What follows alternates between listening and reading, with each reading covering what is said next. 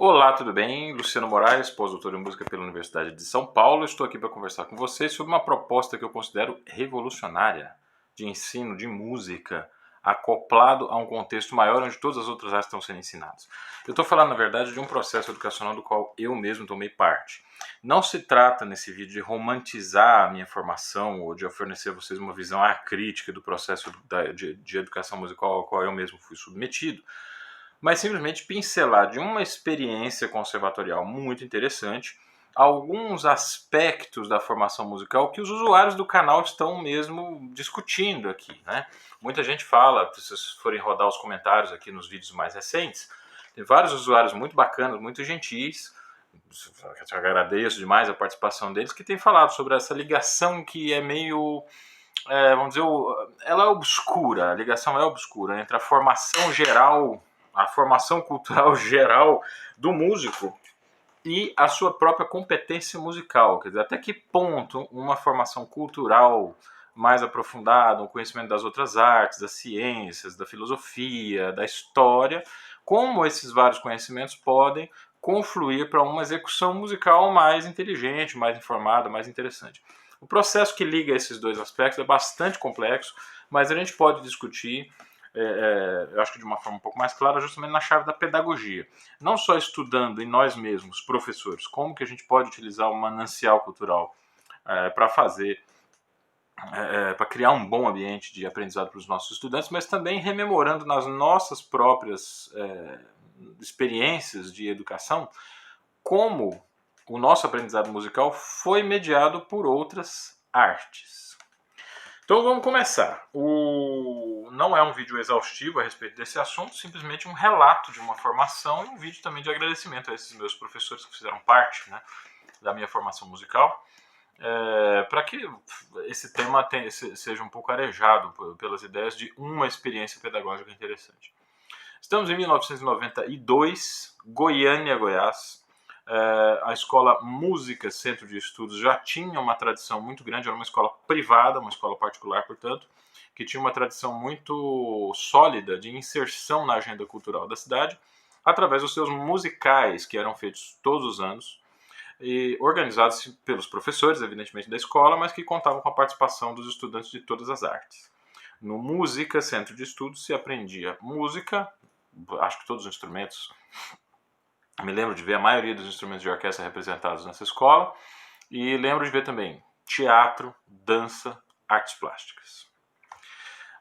Eu ingressei nessa escola em 1992 quando os professores tinham um certo saudosismo de anos recentes em que as coisas andaram muito bem. Eu cheguei a assistir um desses espetáculos sem ainda participar efetivamente dele, que era o Jornada ao Centro da Terra, uma montagem baseada na obra do Júlio Verne, fantástica, assim, o que eu tenho na minha memória era de uma coisa realmente muito bem cuidada, uma coisa muito cuidadosa, muito profunda, assim, do ponto de vista do entrecruzamento das diversas artes. Nós tínhamos um coro muito bonito, um coro muito expressivo, um núcleo de atores muito bons, liderados pelo professor do núcleo teatral da escola, que era o Júlio Van, né? E um grupo de instrumentistas que era, por exemplo, o meu professor de contrabaixo, que era o Antônio Guaraci Guimarães, na época, e uma banda de músicos arregimentados, mas que contava com a participação de estudantes da própria escola também. No ano seguinte, quando eu já estava mais integrado no trabalho da escola, aí sim eu participei dos espetáculos. Eu me lembro muito bem de Tons de Outubro, que teve um processo de saturação na entrada dos personagens muito interessante, e para nós que estudávamos música era sempre um pouco mais complicada a entrada no universo do teatro, né, de você falar, declamar um texto, de você encarnar um personagem. Eu fiz alguns personagens nessas peças. Eu me lembro que eu encarnei um violonista de bossa nova, né, tive que assistir o João Gilberto pela primeira vez, tirei de ouvido as cifras de uma das músicas que seria cantado por um célebre cantor da cena musical goiana que participou como convidado especial. Então nós tínhamos assim, realmente uma integração muito grande com as artes.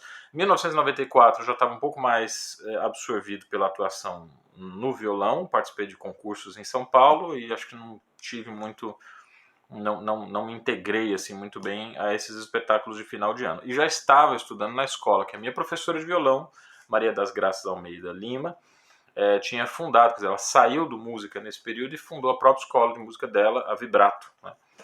E aí, em 1995, 96, aí foi só ladeira abaixo. Aí eu tive que realmente me concentrar na parte da prova geral para o vestibular da USP. Tive problemas de saúde em família. Enfim, foi uma coisa bem complicada, mas eu continuei atuando no música como estudante, quer dizer, continuei fazendo aulas principalmente de canto coral e ao mesmo tempo que a formação violonística era toda feita na Vibrato com a professora Graça. O que eu me lembro assim desse projeto educacional era uma coisa que o professor Júlio Van, que era o professor de teatro da escola, ele apontou, né? Ele era um ator muito requisitado em espetáculos no Brasil inteiro, chegou a representar o Brasil em festivais na Europa, um sujeito que gostava do palco e que não tinha planos realmente de dar aulas ou de atuar pedagogicamente como uma parte importante da sua carreira. Pois ele se sentiu atraído a retomar as atividades didáticas justamente por causa dessa característica da proposta do Música Centro de Estudos, que era um ensino. Se a pessoa entrava na escola para estudar qualquer tipo de arte, ela ia ter o mesmo tipo de contato com as outras artes. E não era só um contato assim, enciclopédico de saber quem foram os atores, quem foram os principais pintores, não se tratava disso. Se tratava de botar a mão na massa mesmo, se tratava de participar de um processo criativo onde você teria que aprender rudimentos, pelo menos, das artes assim, que não eram a sua escolha principal. As disciplinas eram estruturadas como as disciplinas normais de um conservatório de música. Então a gente tinha canto coral, que era onde se encontravam os músicos com as dançarinas, com os dançarinos, com os pintores, pintoras. E a gente tinha as aulas de teoria da música, que eram muito baseadas em uma vivência, uma escuta. Eu lembro de ouvir muita música dentro da aula de teoria da música. Não era uma coisa, vamos dizer assim, abstrata, né? Quer dizer, a teoria musical vindo para desenvolver determinadas habilidades musicais. Não. As habilidades musicais que os estudantes já tinham, e não existe nenhum ser humano sobre a face da Terra que seja zerado em atividades musicais. Todos nós temos alguma musicalidade. Essas habilidades musicais eram utilizadas para explicar, então, os fundamentos da teoria. Como é que se escreve determinado passo, essa música de sucesso, essa canção medieval que nós vamos ouvir hoje. Isso era o material para a gente compor, então, um quadro de teoria da música. Tanto que depois, quando eu fui ver os manuais de teoria da música, eu realmente tive alguma dificuldade de acompanhar, porque achava tudo muito abstrato, justamente porque achava tudo muito abstrato. A proposta pedagógica do música era fazer com que o conhecimento artístico viesse da vivência, em primeiro lugar, né? A teoria da música, canto coral, tinha as aulas de instrumento que eram divididas em dois tipos de aulas. Era a aula de violão, especificamente, a gente fazia uma aula individual, semanal de violão, e tinha uma segunda aula de violão que era de violão coletivo.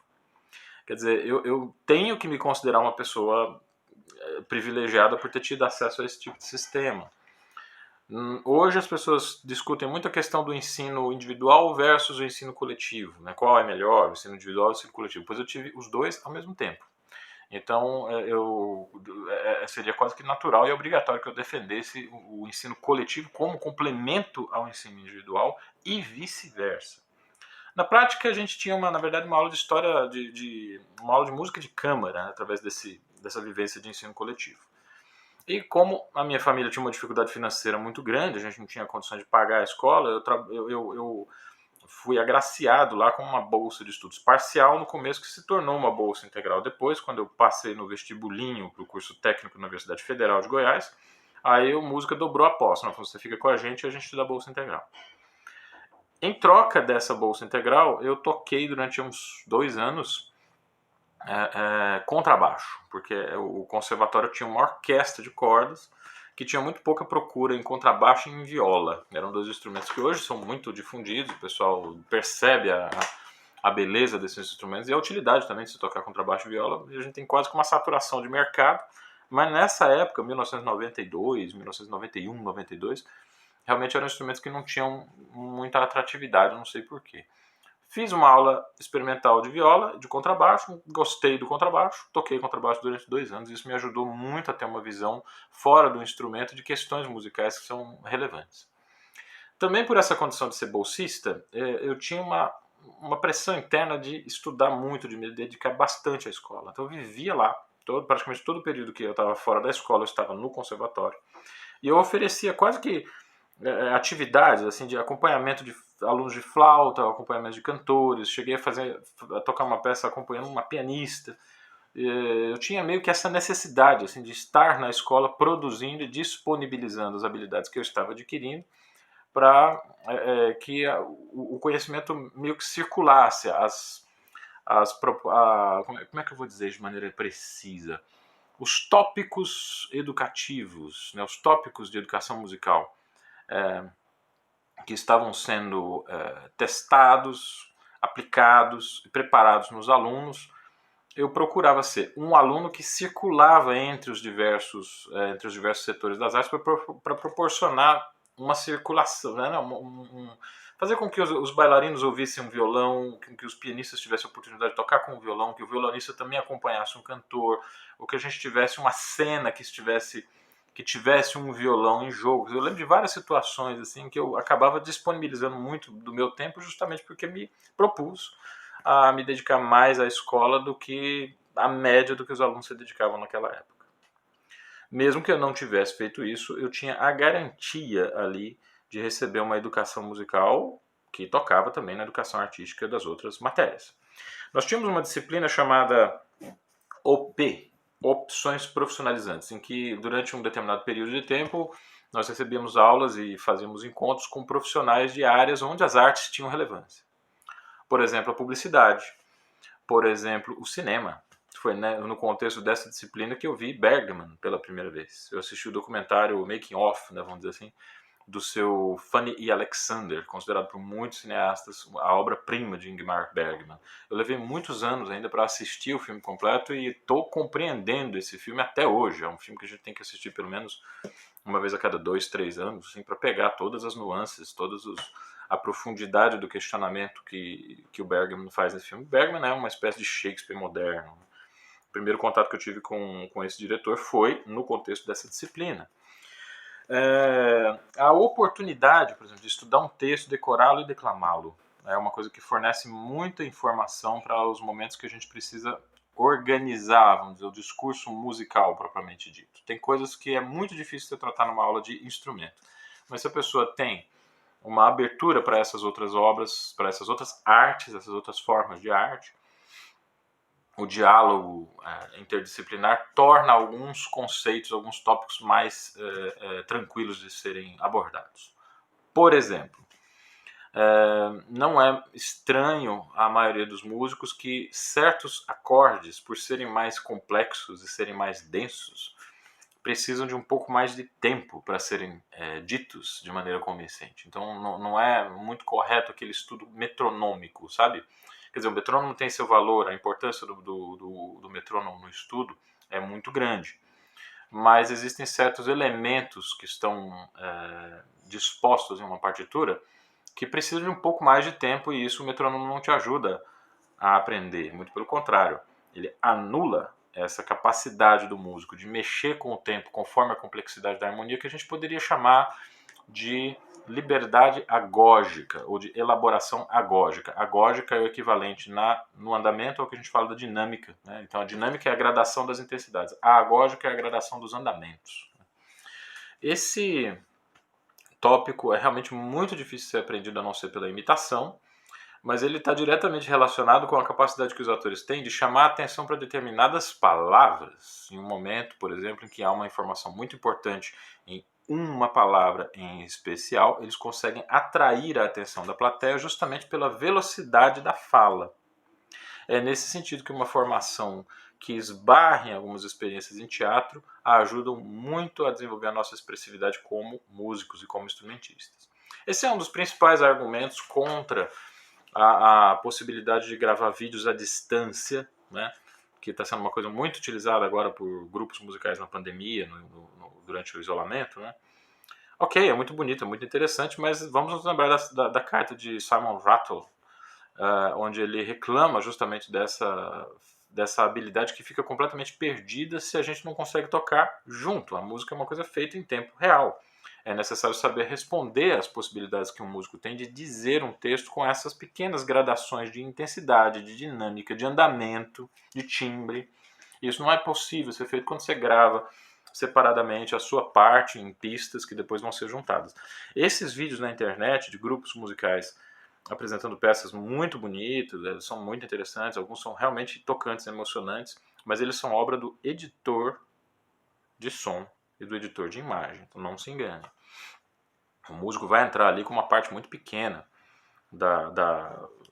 uma contribuição muito pequena ao todo, que é realmente elaborado por um diretor e por um editor de imagens. Enfim, estou aqui fazendo uma pequena digressão só para dizer como uma formação, ou pelo menos um ensaio preliminar ali em uma arte pode colaborar, pode ajudar nas outras artes. E tudo isso foi feito dentro de uma estrutura conservatorial tradicional. Não foi preciso que uma grande revolução assim, na estrutura do conservatório para que essas possibilidades e resultados fossem levadas a cabo, né? O Música Centro de Estudos sempre foi uma escola nos moldes tradicionais, mas o que ocorria ali dentro, no cotidiano do trabalho entre os professores, entre os estudantes, era realmente algo diferente, era algo mágico. Na ponta de lança do projeto educacional, nós tínhamos Delmari Brito Rossi e Glaci Antunes de Oliveira, que é uma pianista importantíssima, que foi aluna da Belkis Carneiro de Mendonça, né, uma das grandes pianistas brasileiras. Teve um duo com Norton Morozovsky, que era um regente da Orquestra de Câmara de Blumenau. Então, por intermédio desse duo, a gente acabava descobrindo, ou acabava tendo acesso a ensaios da Orquestra de Câmara de Blumenau, que vinha de Santa Catarina para Goiás para fazer apresentações. Eu estava sempre assistindo esses ensaios, assistia ensaios de orquestra, assistia ensaios de músicos que circulavam ali pelo Música. Também víamos apresentações muito, muito interessantes de artistas dos mais diversos matizes, e tínhamos então uma educação visual para saber, diante de um quadro de Romero Brito e, sei lá, uma obra de Picasso da juventude, né, por exemplo, ou uma peça figurativa do Pollock, onde estaria a habilidade, onde estaria a técnica. Uma anedotinha bem curta a respeito desses dias que eu passei no Música Centro de Estudos. A gente estava numa roda de conversa, como era muito comum acontecer, pelo menos uma vez a cada semestre, reunir-se todos os professores e alunos para fazer um balanço das atividades do semestre e o que poderia ser melhorado, o que poderia ser piorado, né, o que a gente poderia fazer no sentido de seguir o aprendizado de forma interessante, criativa e instigante. Né? E o Júlio Van, que era o professor de teatro, então ele contou essa história para a gente, justamente para mostrar a importância de uma ideia artística dentro de qualquer atividade que a gente pudesse desenvolver. Falou de um pai que estava decepcionado porque ele tinha 3 filhos e nenhum deu coisa que prestasse. Um era padre, o outro era médico e o outro era advogado. Só que o padre exercia a sua profissão sem arte, então ele não passava de um pedidor de esmolas. O médico exercia também a sua profissão sem o menor senso artístico. Isso significava que ele degradou a sua atuação como médico para a de açougueiro. Ele era um mero açougueiro. E o ladrão, né, na verdade, era um advogado que exerce a sua profissão sem arte, não é um advogado, ele não passa de um ladrão. O que significaria isso? Né? O que significa trabalhar com arte? É o que o Música Centro de Estudos tentava ensinar para a gente no cotidiano. É trabalhar com, primeiro, amor, segundo, envolvimento, terceiro, com inserção social, o entendimento de que você está em uma sociedade, você precisa se comunicar com essa sociedade, você está jogando com uma série de valores e você tem que refletir sobre esses valores para que você coloque um trabalho artístico no palco de maneira que ele seja criativo, instigante e interessante para quem me vê. Justamente nesse momento, uma criancinha, que eu não me lembro mais quem era, eu era adolescente, eu já não estava prestando atenção nas crianças mais, né? De mais ou menos uns 8 anos de idade, ela levanta a mão timidamente e pede para falar. O Júlio falou, claro, se você quer se manifestar, era uma roda de conversa, todo mundo podia falar. A criança disse assim, mas por que um açougueiro também não pode ser um artista? Gente, que escola é essa que permite a criação desse tipo de ambiente de aprendizado? As pessoas não estão falando aí que o verdadeiro aprendizado é aquele que o aluno consegue transcender o conteúdo da disciplina para aplicar em outros setores, em outras situações, pois essa menina fez exatamente isso. Se ela está dizendo que sem arte uma profissão é outra, então essa profissão com arte ela é o quê? Porque o açougueiro não deixa de ser açougueiro porque ele é um artista ou porque ele deixa de trabalhar com arte. E todo mundo que cozinha em casa sabe muito bem a necessidade que a gente tem de um açougueiro que entenda do que ele está fazendo, porque você pode comprometer completamente um prato por causa de um erro no corte da carne. Aquilo deixou a gente muito emocionado no momento e a gente percebeu com muita clareza que nós estávamos diante de um projeto pedagógico realmente muito sério, muito relevante. A estrutura desse curso, né? Quer dizer, era uma escola particular, mas que tinha um certo número de bolsistas. Eu fui agraciado com essa bolsa e tenho uma dívida de gratidão assim eterna para essas professoras e professores que me ampararam ali mesmo sem que eu tivesse condição de pagar. Por mais que eu colaborasse com a escola, eu não teria como suprir toda a estrutura. A escola tinha que ter instrumentos de cordas, ela tinha que ter instrumentos de teclado, ela tinha que ter instrumentos de amplificação. O espaço não podia ser qualquer tipo de espaço, tinha que ter isolamento acústico. Uma sala de balé não é uma coisa que se obtém de qualquer forma. Mas é interessante que a gente perceba que, mesmo com poucas condições, é possível a gente instigar os estudantes. Porque o que ficou na minha formação não foi a estrutura cara da escola, foi o entendimento entre os artistas e os profissionais. Foram pequenas lições, entre aspas, se a gente pode usar essa palavra, mas algum gesto muito parecido com aquela coisa de você apontar o dedo para algum lugar aonde existe uma coisa interessante que o estudante pode retirar algo de valioso. Isso não custa dinheiro exatamente. Não estou aqui defendendo a ideia de que a gente pode retirar o dinheiro das escolas, que vai ser possível ter vivências musicais e artísticas positivas de qualquer maneira. Porque vocês conhecem aqui no canal, eu sou totalmente contra isso. Eu acho que investimento em cultura é uma coisa que o Brasil não faz e a gente precisa aumentar o investimento em educação e cultura. Mas uma vez que tenhamos um determinado tipo de recurso, é necessário a gente ter uma noção de que a nossa arte, qualquer que seja ela, está inserida dentro de um contexto. Então, eu sou violonista. Eu uso o violão para fazer música erudita, que é um episódio dentro da música de uma forma mais geral. A música erudita é uma das formas de fruição, uma das formas de construção musical. A música é uma dentre tantas outras artes. E a arte é um elemento constitutivo do ser humano. Quer dizer, não é que a arte seja importante para o ser humano, é que a arte é um elemento do ser humano, um elemento constitutivo do ser humano. Qualquer que seja a atividade que a gente desenvolva, a gente pode exercê-la com arte ou sem arte. E essa talvez seja uma das grandes lições que o música me deixou, né? As pessoas, alguns amigos que eu tenho contato até hoje, que estudaram lá comigo, também partilham dessa impressão de que algo relevante para a vida aconteceu ali. Não por causa dessa coisa piegas, dessa coisa brega, assim, de vamos educar os estudantes para a vida. Isso é muita pretensão.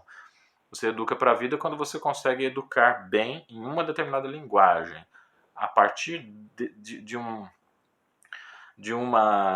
equipamento de vivência profundo, é que a gente pode retirar lições para a vida, mas aí cada pessoa vai tirar a lição que puder ou que quiser. Uma escola não pode controlar isso. O que ela pode controlar é o contato dos estudantes de forma respeitosa, de forma criativa, de forma lúdica e olhando para o vizinho, olhando para as outras formas de arte com aquele grau de respeito, com aquela deferência, com aquele grau de, sabe, de, puxa, aqui também existe um grande pensamento, aqui também existe um grande criador. Isso evita as pessoas se desenvolverem na chave da bitola, né? Quer dizer, você é músico, você só faz aquilo. Me lembro de tempos modernos, o Chaplin, né? Que a pessoa chega a ter uma crise neurastênica, a pessoa aprendeu a fazer uma coisa, só exerce aquela coisa, não faz nada além daquela coisa. O grande pianista chileno Cláudio Arrau dizia que para um pianista ter profundidade de ideias na música, ele precisa ler tantas horas quanto as horas que ele passa ao piano. Ou seja, se você estuda 3 horas de piano, você tem que conhecer a literatura durante 3 horas. De acordo com o exemplo e a vivência que o Música Centro de Estudos me deixou, eu diria que a gente tem que ocupar o tempo não só com a literatura, mas também com a pintura, também com o cinema, também com as artes plásticas, também com vários tipos diferentes de linguagens artísticas que possam fazer a gente entender um pouco melhor o que a gente mesmo faz. O tema desse vídeo vai ser desdobrado em outros, esse assunto não se esgota, tá? Até porque eu estou devendo para vocês uma live comemorativa dos 2.000 inscritos. Isso aconteceu bem mais cedo do que eu estava imaginando e me pegou justamente na pandemia, no puerpério, né? Que eu estou com uma criança de quase 1 mês de idade. Meu filho nasceu agora dia 19 de maio, a gente está muito feliz, mas também muito atarefado. Então eu vou tentar, na medida do possível, continuar nutrindo o canal com conteúdos que estão relacionados aos pedidos mesmo dos usuários. Fiquem ligados. Curtam o vídeo, não esqueçam de dar a curtida, porque o Google entende, né, girar o algoritmo, vamos dizer assim. E em breve vocês vão ter informações sobre essa live comemorativa. Agradeço de coração por essa marca do canal, realmente uma coisa que a gente não esperava atingir em tão pouco tempo. E fiquem com a gente. O canal está sendo nutrido pelas experiências de vocês, pelos relatos de vocês e pelas sugestões que vocês estão dando frequentemente sobre o que vocês queriam ver discutidos aqui. um grande abraço e um beijo especial a Delmari, a Glaci, a Ana Guiomar de Souza, ao Júlio Van, ao Júlio Melo, especialmente a Graça Lima, que foi minha professora de violão durante esse tempo, assim, uma segunda mãe para mim, e tantos outros professores que passaram pelo Música Centro de Estudos e fizeram de mim o que eu sou hoje. A parte boa eu devo a vocês, a parte ruim a culpa é minha mesmo. Muito obrigado e até o próximo Conversa de Violonista.